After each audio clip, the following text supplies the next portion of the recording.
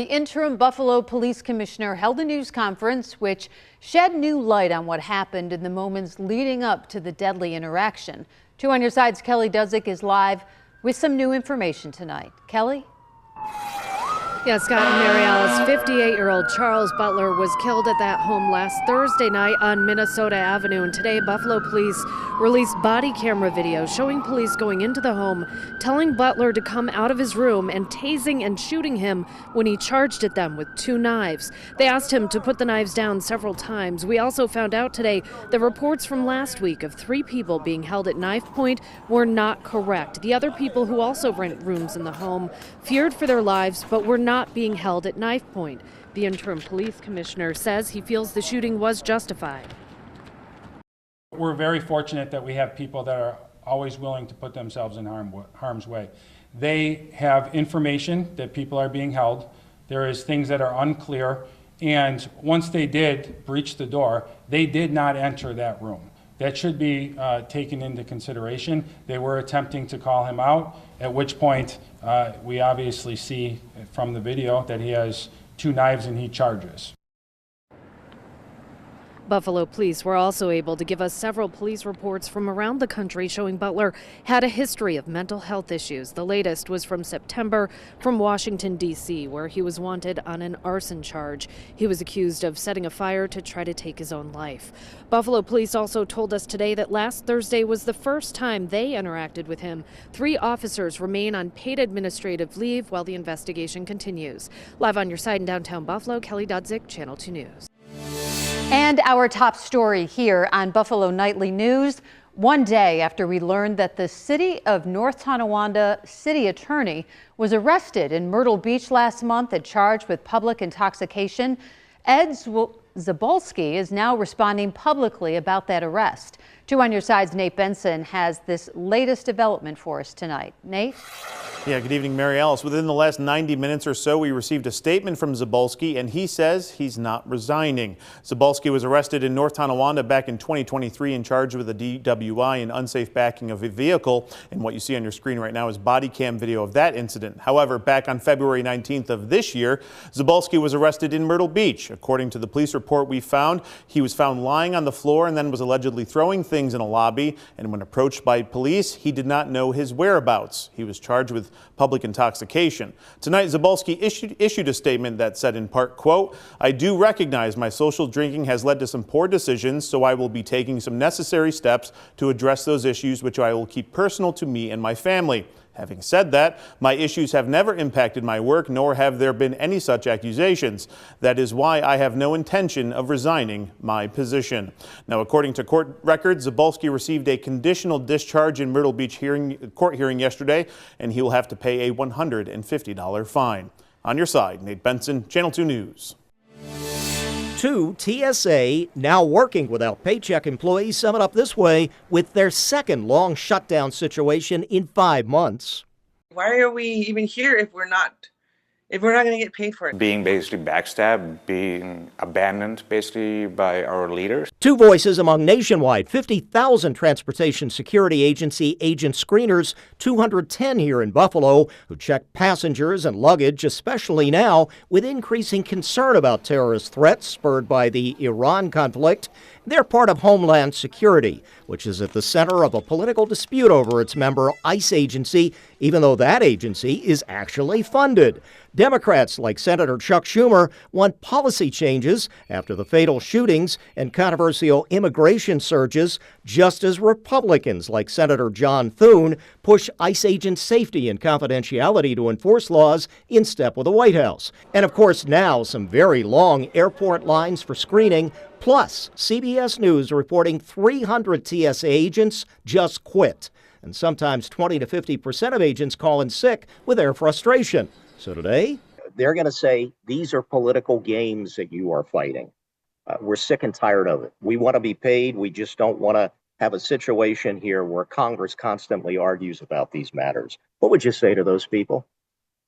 Well, it's very consistent with why shutdowns can be so harmful, because regular people who are serving in the federal government are the ones who pay the brunt. But this administration has done so many things that have broken all rules of law. They can't get the job done. What's wrong with them? What do you say to that? I think the Senate has become a total disaster.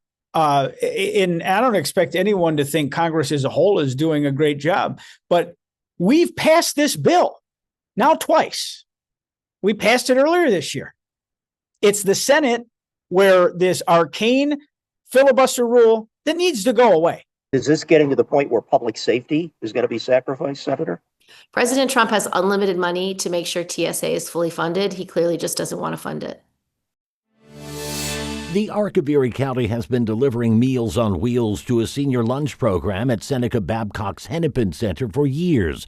If today's was indeed their last trip here, they are sad. Yeah, I've gotten used to all my people that are here and on my run, so. There was sadness among staff inside, too, none of whom wished to speak on camera after Pilarski showed up this morning to deliver the news in person and at 5 other centers. In a text message, he told me, "My eyes are puffy and red from delivering the bad news to our clients and staff. I unfortunately dropped the ball and let a lot of people down." Pilarski admitted that for several years he failed to file 990 forms with the IRS on behalf of the agency, resulting in the loss of its not-for-profit status.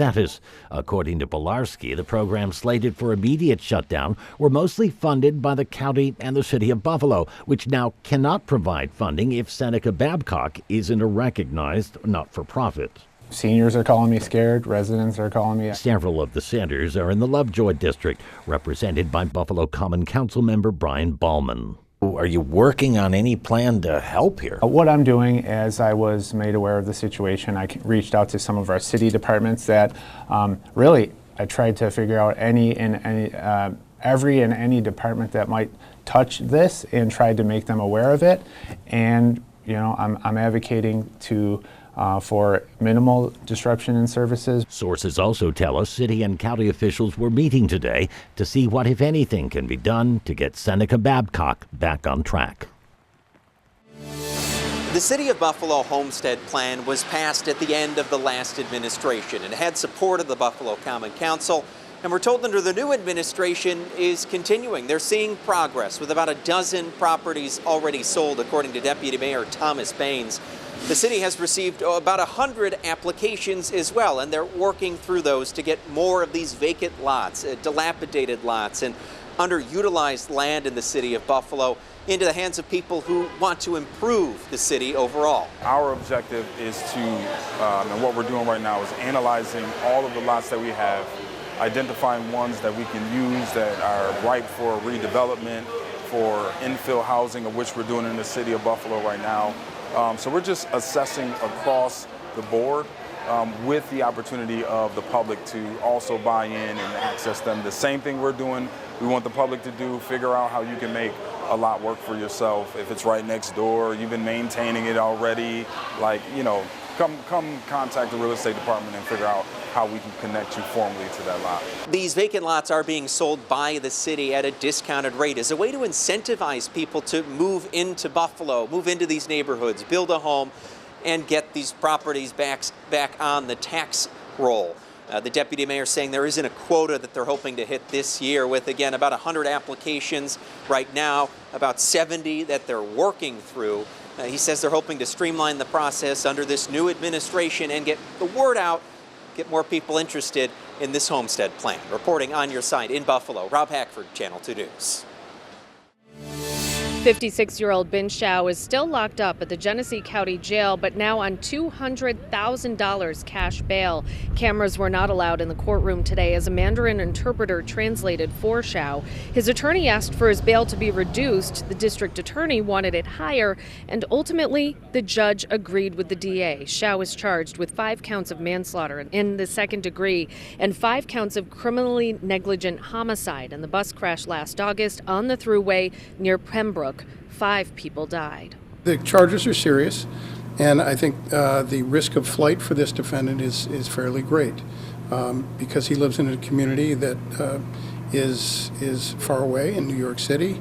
It's a primarily Chinese-speaking community, and the state police have had some difficulty locating him there. So again, with And he's spent time in China recently. Xiao's attorney declined an on-camera interview today and told us his client pleaded not guilty and he would have no further comment. Oral arguments are now scheduled for May 11th. On your side in Batavia, Kelly Dudzik, Channel 2 News. At this gas station on Niagara and Georgia Streets in downtown Buffalo, the cost of a gallon of regular unleaded, $3.29 on Monday afternoon. I've noticed that to fill it up, it brought an extra $15, $20 on the tank. Over on Elmwood and Hodge, just a few minutes away, the price 20 cents higher. I'm expecting prices to increase roughly another 20 cents a gallon from where you stand right now in the Buffalo area. As drivers notice higher prices at the pump, analysts say the increases could continue. Probably hitting that $3.60 to $3.70 a gallon between now and the end of this week. Diesel prices, however, boy, did they have a large gain, some 86 cents per gallon last week. I asked drivers if they are changing their routine to deal with the higher pump prices. To be honest with you, no. You gotta just live, you gotta do the best you can. Things are gonna change, life change, that's part of life, that happens. So just do the best I can and make it happen, make it do what it do. Jim was here filling up gas cans. Yeah, you do what you have to do. Of course, drive a little less if you can. But I try not to drive that much to begin with. There's no major effect yet. He recalls higher prices during the pandemic. Your person that you talk to isn't wrong, but it also took a while to get up to that point. We've only had a week of gains and a week of increases and a little over a week of a conflict. Gas Buddy says as long as the Strait of Hormuz remains closed, we have a price problem. We don't have a supply issue anywhere in America, but we definitely have a price problem. We've been talking about the rise in prices, especially when it comes to diesel. That will impact grocery stores, especially when it comes to produce, like bananas.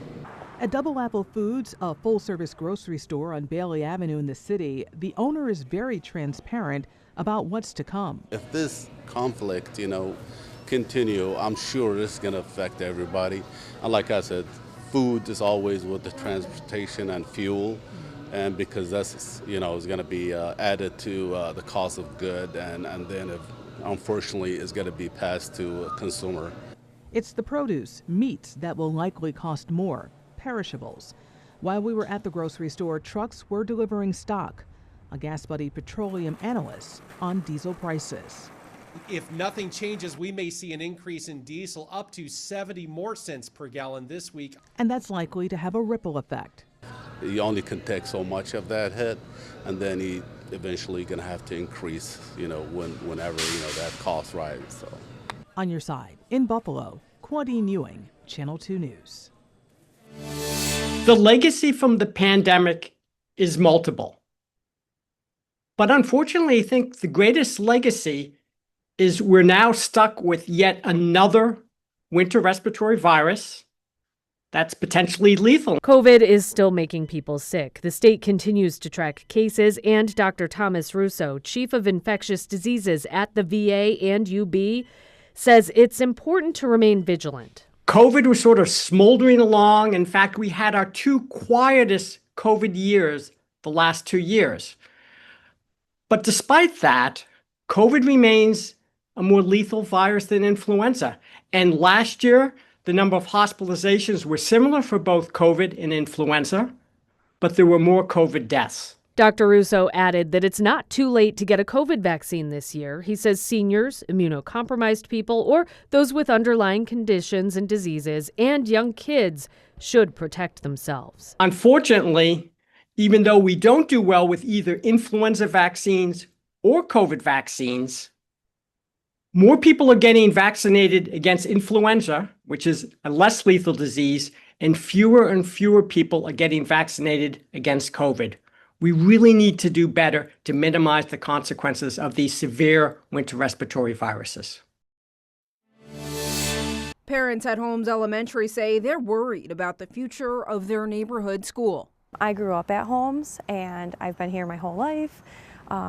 I moved away for a little while and came back when my kids were ready to go to school. Some parents say they recently learned about a possible district restructuring idea through conversations with staff and other families. I came to know through parent advocacy. As parents, we talk, we stick up for each other. This is a community.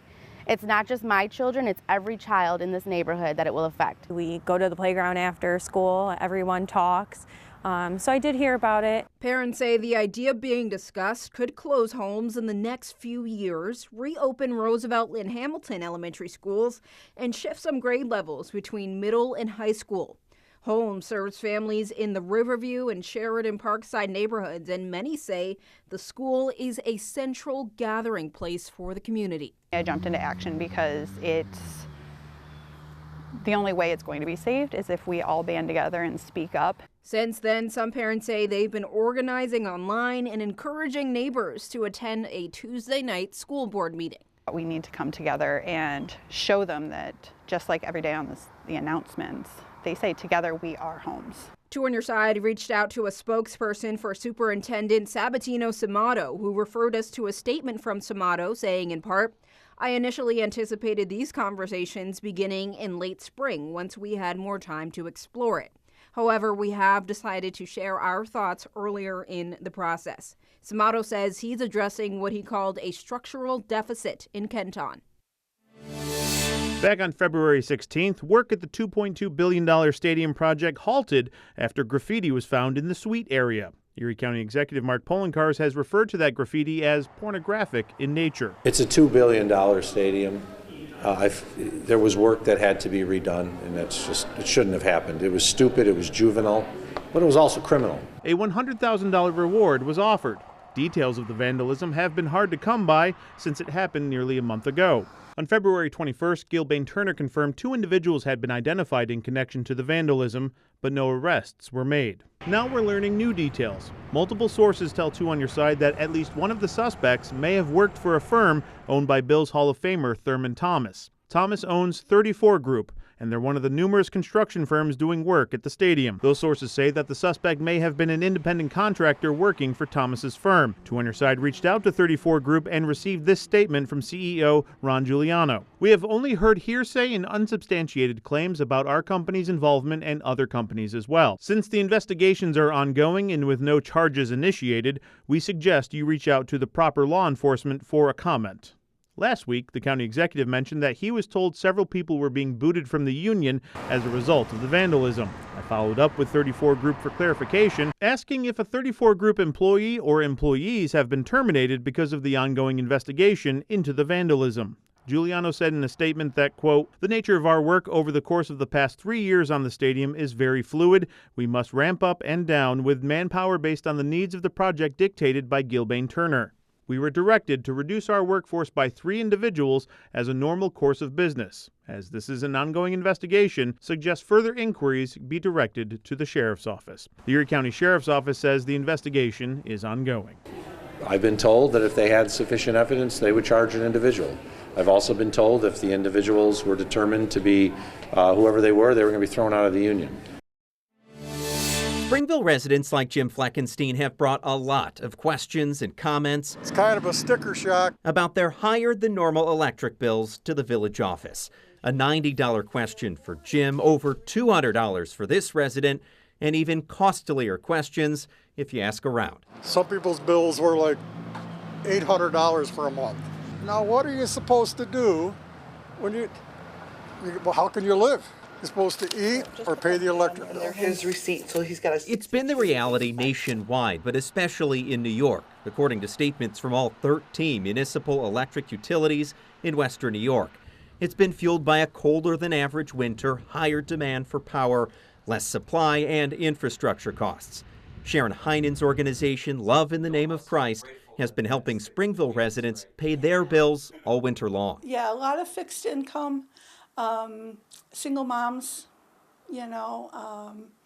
just general low income. Both husband and wife are working, but they're just on a normal basis they can make it. But when rising costs or the car breaks down, it makes it really difficult to pay their bills. The village of Angelica warning of bills double to triple their normal amount, higher than their customers have ever experienced. That's because these municipalities typically rely on low-cost hydroelectric power from Niagara Falls. They're allotted a certain amount, but according to Little Valley, during months when customer power use exceeds what they're given, they have to purchase additional power at more than twice what they usually would. And no one is immune. Our normal bills are about 230-ish, and with the increased cold this year, they have gone up. A lot of people are using electric to heat in Springville because the electric is so low. This month, our bill was about $440. Kind of roll with it. What else can you do? I don't want to fight the powers that be. So you just do your best to pay your bills and go from there. Springville is giving customers extra time to pay their bills through the month of May and offering payment plans, walking customers through every step of the process if they come in for questions. Other Western New York MEUs are delaying disconnections until spring. Gestures that Fleckenstein says he appreciates, but at the end of the day, it's not making anybody here in town happy, clearly, but you still got to pay your bill. Municipalities are expecting rates to go down this spring. On your side in Springville, Rob Hackford, Channel 2 News. A bill being considered by state lawmakers could change when some people in prison become eligible for parole. The proposal, known as the Elder Parole Bill, would allow people aged 55 or older who have served at least 15 years in prison to get a parole board interview.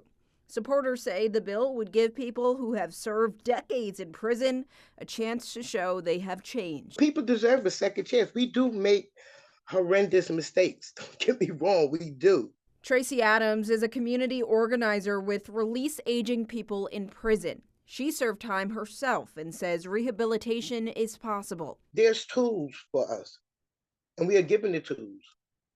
And we do what we need to do because we want to come back home. We made a mistake. But opponents argue the proposal could put public safety at risk. The reality is that there are individuals who are in prison right now who committed heinous offenses, murders, rapes, armed robberies. And these individuals, quite frankly, deserve to do their entire sentence. Former Erie County District Attorney John Flynn says it's too far. Quite frankly, I've seen the parole board over the course of the past 4 or 5 years become much more liberal in the sense of who they're letting out of jail. Adams says the bill still leaves final decisions up to the parole board. So no one's looking at the rest of it. They only look at that one piece. The renewed debate comes as a recent report from the state comptroller found New York's prison population has declined significantly over the past 2 decades, while the average age of incarcerated people has continued to rise. For now, the bill remains under consideration in Albany.